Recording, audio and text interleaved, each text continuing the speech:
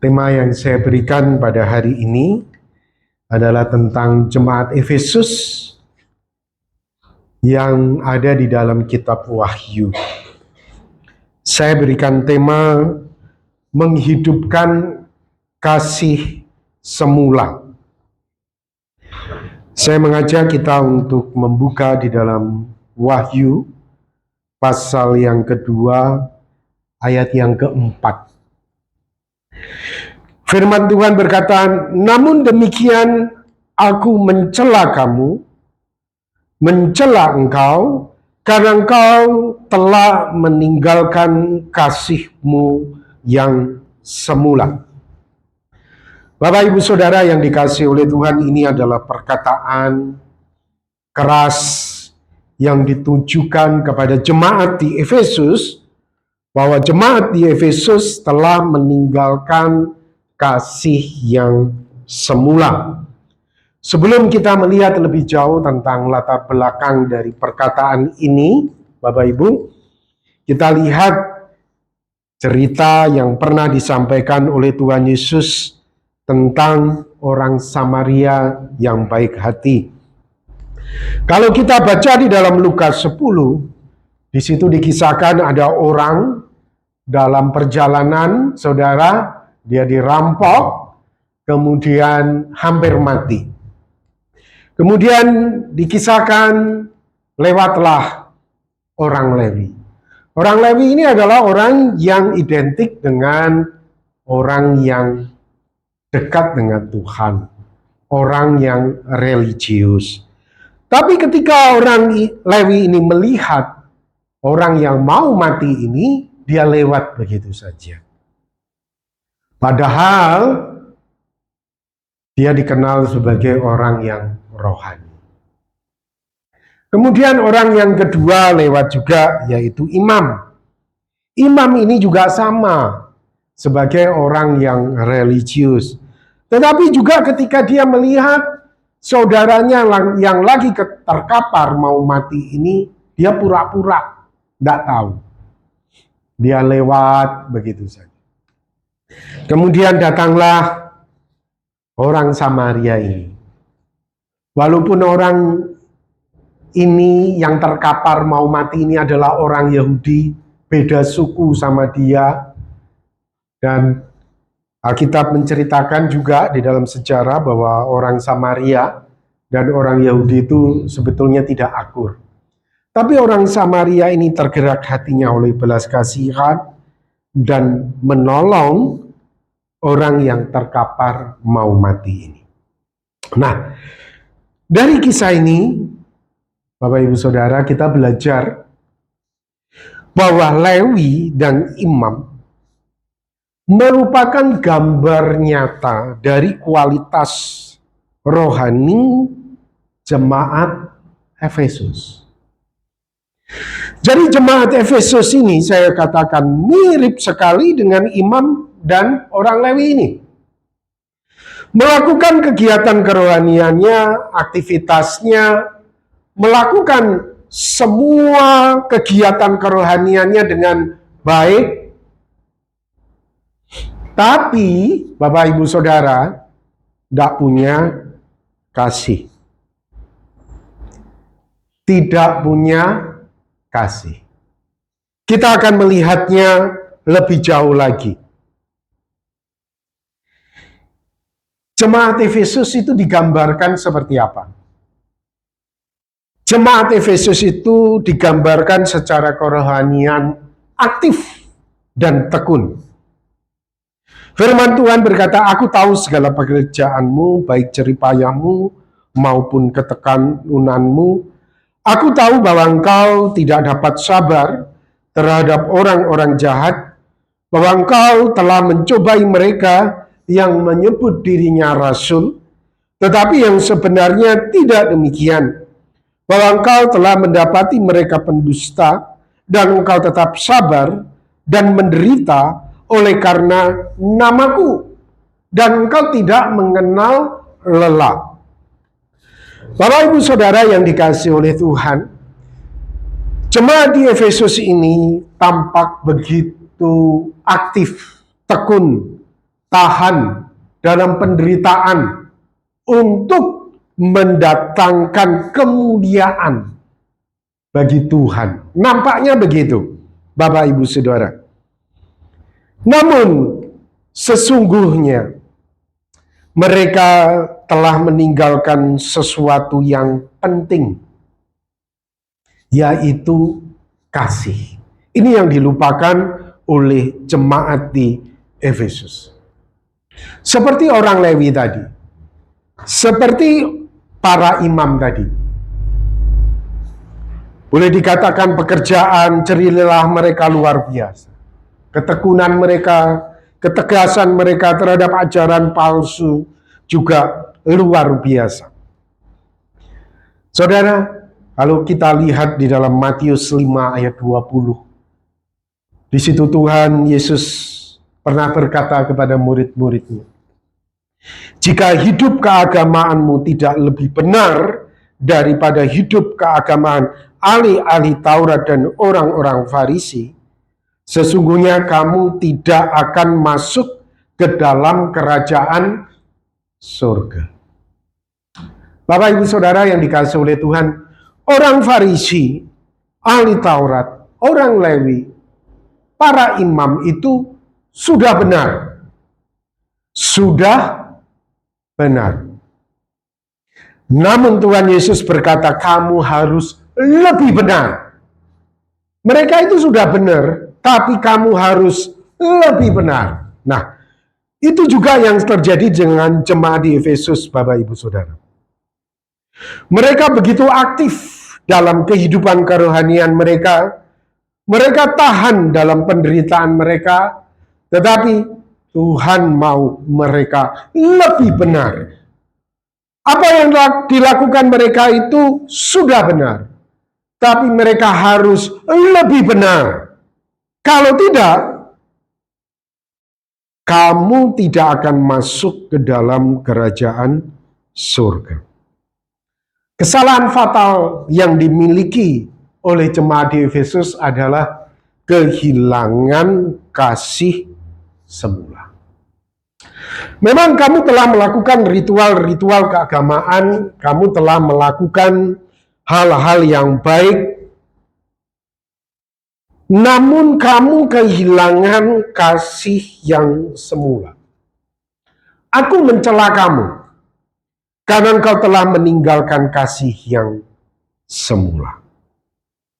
Saudara, ini juga yang ditegur oleh Tuhan Yesus kepada orang-orang Farisi dan ahli Taurat. Kita coba perhatikan di dalam Matius 23 ayat 23. Celakalah kamu, hai ahli-ahli Taurat dan orang-orang Farisi, hai kamu orang-orang munafik, sebab persepuluhan dari selasih adas manis jintan kamu bayar, tetapi yang terpenting dalam hukum Taurat kamu abaikan, yaitu keadilan dan belas kasihan dan kesetiaan. Yang satu harus dilakukan. Jadi ritual keagamaan aktif, ketabahanmu, ketekunanmu itu satu harus dilakukan, tetapi yang lain jangan diabaikan. Dan ini yang diabaikan oleh jemaat di Efesus, Bapak Ibu Saudara. Mereka begitu aktif di dalam kehidupan kerohanian mereka, tetapi mereka mengabaikan kasih semula, yaitu keadilan, belas kasihan, dan kesetiaan. Hal ini tidak bisa kita abaikan, Bapak Ibu Saudara. Dan inilah yang diabaikan oleh Lewi dan imam. Dia pikir dengan dia hidup secara ritual keagamaan itu sangat baik. Dia pikir dia sudah berkenan di hati Tuhan. Tetapi tidaklah demikian. Tuhan menegur jemaat Efesus ini. Bapak Ibu Saudara yang dikasihi oleh Tuhan, satu hari Tuhan Yesus pernah menegur mereka secara lebih spesifik. Kita bisa temukan itu di dalam kitab Markus pasal 7.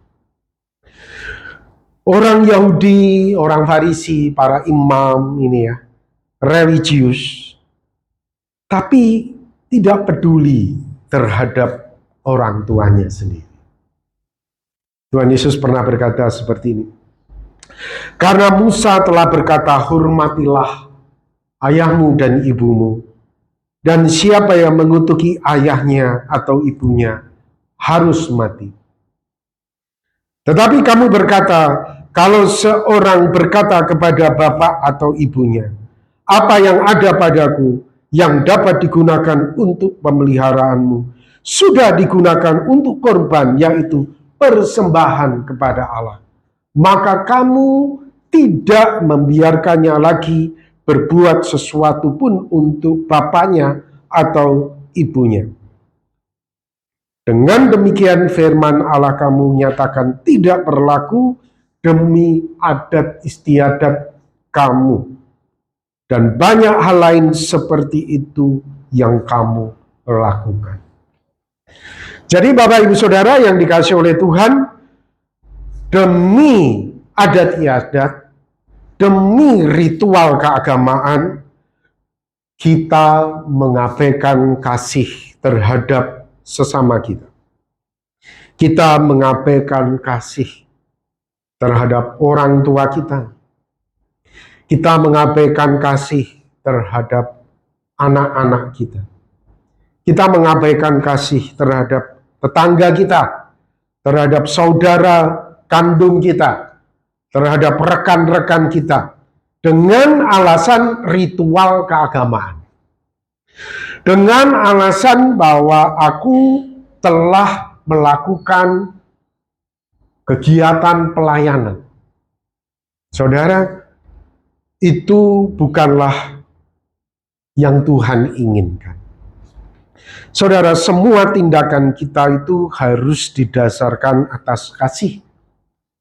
Karena kasih itu adalah hukum yang utama dalam iman Kristen.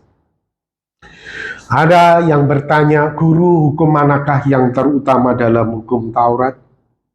Jawab Yesus, kasihlah Tuhan Allahmu dengan segenap hatimu, segenap jiwamu, segenap akal budimu. Itulah hukum terutama dan yang pertama. Dan hukum yang kedua, yang sama dengan itu, perhatikan Bapak Ibu Saudara. Kata itu disebut dengan kata yang sama dengan itu. Ialah kasihlah sesamamu manusia seperti dirimu sendiri. Pada kedua hukum inilah tergantung seluruh hukum Taurat dan kitab para nabi.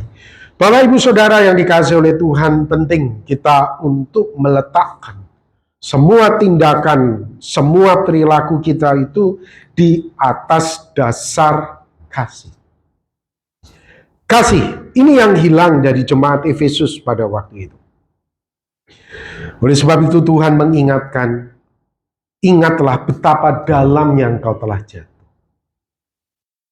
Bertobat, lakukanlah lagi apa yang semula engkau lakukan. Tuhan ingin jemaat Efesus ini kembali. Bahwa semua yang dilakukan itu harus didasarkan atas kasih. Bapak Ibu Saudara yang dikasihi oleh Tuhan, ini juga yang Tuhan ingin kita lakukan. Bahwa semua yang kita kerjakan, yang kita lakukan, itu harus didasarkan atas kasih. Hiduplah di dalam kasih sebagaimana Kristus Yesus juga telah mengasihi kamu dan telah menyerahkan dirinya untuk kita sebagai persembahan, korban yang harum bagi Allah. Bapak Ibu Saudara, kalau kita berkata, aku mengasihi Allah,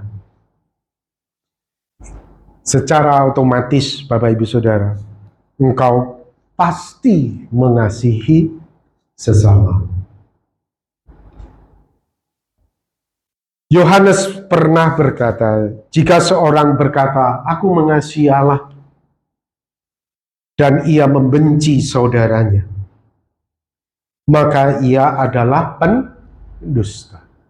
Karena barang siapa tidak mengasihi saudaranya yang dilihatnya, tidak mungkin mengasihi Allah yang tidak dilihat. Dan perintah ini kita terima dari Dia, barang siapa mengasihi Allah, ia harus juga mengasihi saudaranya.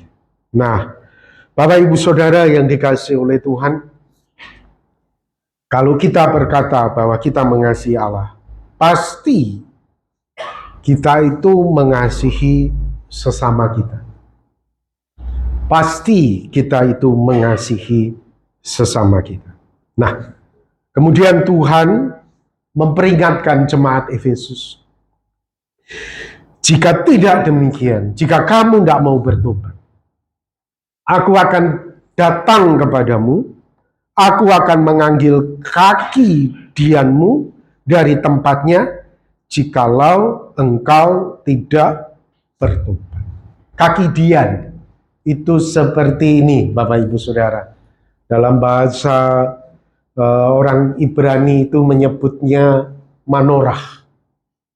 Ada 7, angka 7 itu melambangkan kesempurnaan. Saudara, kaki dian ini akan diambil. Kaki dian ini sebagai simbol dari penerangan dalam kemah suci, dalam rumah Tuhan, sebagai penerangan. Dan Tuhan berkata kepada jemaat di Efesus, jika kamu tidak bertobat, maka kaki dianmu itu akan diambil. Kamu itu nggak bisa jadi terang lagi. Kamu itu nggak bisa jadi terang lagi. Itu akan diambil. Nah, Bapak Ibu Saudara yang dikasihi oleh Tuhan, itulah yang terjadi dengan imam dan orang lain. Itulah yang terjadi dengan ahli Taurat dan orang Farisi. Kaki diannya itu diambil. Walaupun dia tampak aktif melayani. Walaupun di depan mata orang dia itu, orang baik ya, orang suci ya, dia itu tampak rajin ya. Tapi sebetulnya kaki diannya itu udah diambil. Kaki dian orang Lewi ini sudah diambil. Kaki dian para imam itu sudah diambil. Kita lihat Bapak Ibu Saudara dari perkataan Tuhan Yesus di dalam Matius 23 ayat 15. Celaka kamu, hai ahli Taurat dan orang Farisi. Ini termasuk Lewi dan imam tadi. Hai, disebut apa saudara? Kamu itu munafik. Kamu itu cuma di depan orang aja baik, tapi hatimu itu penuh tulang belulang. Kamu itu munafik. Kaki dianmu itu sudah kuambil daripada. Sebab kamu mengarungi lautan, menjelajah daratan.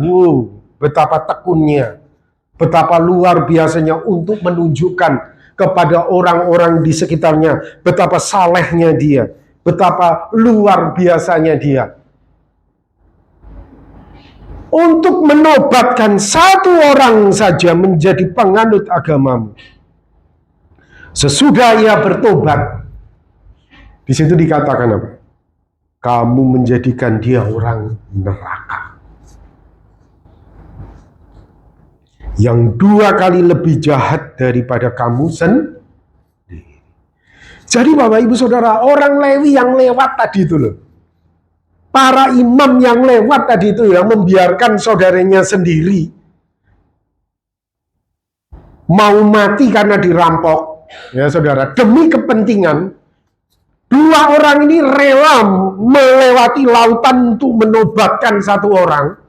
Tapi temannya sendiri, saudara, tidak mau ditolong. Karena dia pergi ke sana punya kepentingan, saudara. Dia ke sana itu punya kepentingan. Tapi kemudian, saudara, orang yang dia tobatkan ini, dia jadikan orang neraka 2 kali lebih jahat daripada kamu sendiri. Saudara, ini bahayanya jemaat Efesus. Jika jemaat Efesus itu tidak bertobat, kaki dianya itu akan diambil, saudara. Walaupun dia tetap menjalankan tugas-tugas pelayanannya, kerohaniannya, wow, nampak bagus di depan orang. Tapi sebetulnya dia menjadikan orang-orangnya dia itu orang-orang yang munafik sama seperti dia. Menjadikan orang-orangnya itu orang penghuni neraka, kata Tuhan Yesus. 2 kali lebih jahat daripada dirinya sendiri. Dan kemudian, saudara, firman Tuhan memberikan janji. Hai jemaat Efesus, jika engkau bertobat, jika engkau mau kembali lagi, Tuhan memberikan janji, aku akan memberikan engkau makan dari pohon kehidupan. Siapa bertelinga, hendaklah ia mendengar apa yang dikatakan Roh kepada jemaat. Barang siapa menang, ia akan kuberi makan dari pohon kehidupan yang ada di Taman Firdaus Allah. Artinya kamu mendapatkan hidup kekal di dalam Kristus Yesus. Nah, kualitas orang Lewi tadi sama imam tadi, kualitas jemaat Efesus jika tidak bertobat itu ada di dalam Matius 7 ini, Bapak Ibu Saudara. Bukan setiap orang yang berseru kepadaku Tuhan, Tuhan akan masuk kerajaan surga, melainkan dia yang melakukan kehendak Bapakku yang di surga. Pada hari terakhir banyak orang akan berseru kepadaku, Tuhan, Tuhan, bukankah kami bernubuat demi namamu? Bukankah kami ikut paduan suara? Bukankah kami ikut pelayanan misi? Bukankah kami ikut pelayanan itu, pelayanan ini? Bukankah kami mengusir setan demi namamu? Bukankah kami mengadakan banyak mujizat demi namamu?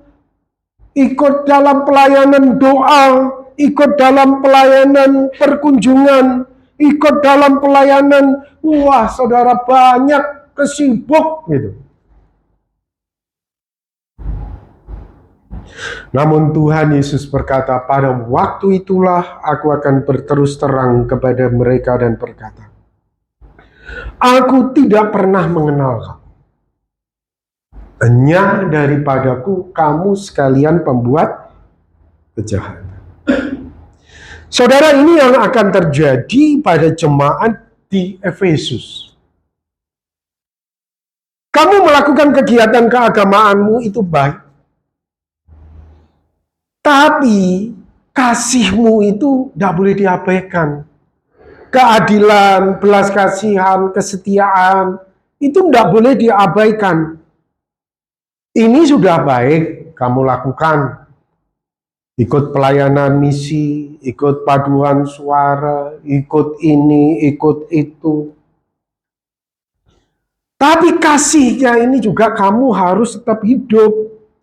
Keadilan, kesetiaan, belas kasihan, itu harus tetap hidup. Ini yang diingatkan Tuhan kepada jemaat di Efesus. Menghidupkan kembali kasih semula. Menghidupkan kembali kasih semula. Ketika kamu pertama kali berjumpa dengan Tuhan Yesus, kamu merasa dosa-dosamu diampuni. Kamu bersyukur Tuhan Yesus mengampuni dosa-dosamu. Terus kamu berjanji kepada Tuhan Yesus, Tuhan, aku mau betul-betul hidup di dalam kasih. Saudara, kita menghidupkan kembali kasih yang semula. Ini penting, Bapak Ibu Saudara. Kita bukan hanya aktif, sibuk, tetapi kita juga hidup di dalam kasih. Adil terhadap anak buah kita tuh adil. Terhadap anak-anak kita itu juga adil. Terhadap rekan-rekan kerja kita itu adil. Memberi keadilan. Semuanya itu dapat porsi yang sama. Kamu rajin, ikut ini, ikut itu, tapi kamu sendiri tidak adil sama saudaramu sendiri, sama anak-anak kamu sendiri, kamu nggak adil. Kamu kasih porsi-porsi tidak seimbang. Saudara, Tuhan ingin kita menghidupkan kasih semua. Kita hidup dalam keadilan, hidup dalam belas kasihan, hidup dalam kesetiaan. Ini penting. Nah, Bapak Ibu Saudara yang dikasihi oleh Tuhan, mari saya mengajak kita untuk belajar hidup dalam belas kasihan. Ya. Sekarang ini kan zaman medsos, Bapak Ibu Saudara. Ya. Bentar-bentar ada iklan orang yang ada di dalam kebutuhan. Saudara, ini real. Saya katakan, bolehlah Bapak Ibu Saudara. Bapak Ibu Saudara membantu mereka. Ya, ini contoh aja ya. Saya tidak di-endorse sama mereka ya Saudara. Tapi ini contoh. Bolehlah Saudara. Kamu itu bukan hanya aktif, tapi kamu itu juga hidup itu berbagi. Seperti melalui ini. Ya. Saya ingatkan Bapak Ibu Saudara, kalau Bapak Ibu Saudara kasih donasi kepada seperti ini ya, seperti kitabisa.com, terus semakinpeduli.com, ya saya ingatkan saja Bapak Ibu Saudara, jangan kasih nomor utama kita, nomor HP. Karena pengalaman saya itu Bapak Ibu Saudara, setelah itu di WA-in terus, wah itu saya jadi repot ya. Jadi berikutnya, kalau saya kasih nomor yang bukan nomor utama. Saudara, ini pengalaman saya ya. Boleh saudara kasih. Ya, ini belajar kita secara anonim. Ya. Lukas 14 ayat 13-14. Tetapi apabila engkau mengadakan perjamuan, undanglah orang-orang miskin, orang-orang cacat, orang lumpuh, orang buta, engkau akan berbahagia. Karena mereka tidak mempunyai apa-apa untuk membalasnya kepadamu. Sebab engkau akan mendapat balasan pada hari kebangkitan orang-orang benar. Kadang Bapak Ibu Saudara, kita ini terjebak seperti orang Lewi dan imam. Apa maksudnya terjebak seperti orang Lewi dan imam? Karena begini Bapak Ibu Saudara, saya yakin ya, imam dan Lewi tadi, pasti dia akan menolong saudaranya yang terkapar tadi. Jika ada orang yang melihat. Perhatikan Bapak Ibu Saudara. Dia pasti akan menolong itu. Tidak usah nunggu orang Samaria datang. Jika ada orang yang melihat Bapak Ibu Saudara, pasti itu ditolong. Karena memang tujuannya apa? Cari muka, cari penghormatan dari orang. Tapi Tuhan ingin kita itu jadi orang Samaria. Walaupun orang tidak tahu, kita itu bisa memberi secara anonim. Orang yang kita tolong tuh nggak bisa balas kita. Jadi siapa yang akan membalas? Bapak. Nanti pada hari kebangkitan orang-orang benar. Dia yang akan menolong kita. Dia yang akan membalas kepada kita. Jadi Bapak Ibu Saudara, janganlah kasih kita ini kualitasnya seperti Lewi dan Imam. Kalau ada orang aja baru dia turun. Saudara, Tuhan Yesus berkata, berbahagialah engkau. Karena mereka tidak mempunyai apa-apa untuk membalasnya kepada. Saudara, justru Tuhan itu ingin kita itu punya kasih yang murni. Inilah kasih yang murni. Amin. Mari kita akan berdoa bersama-sama.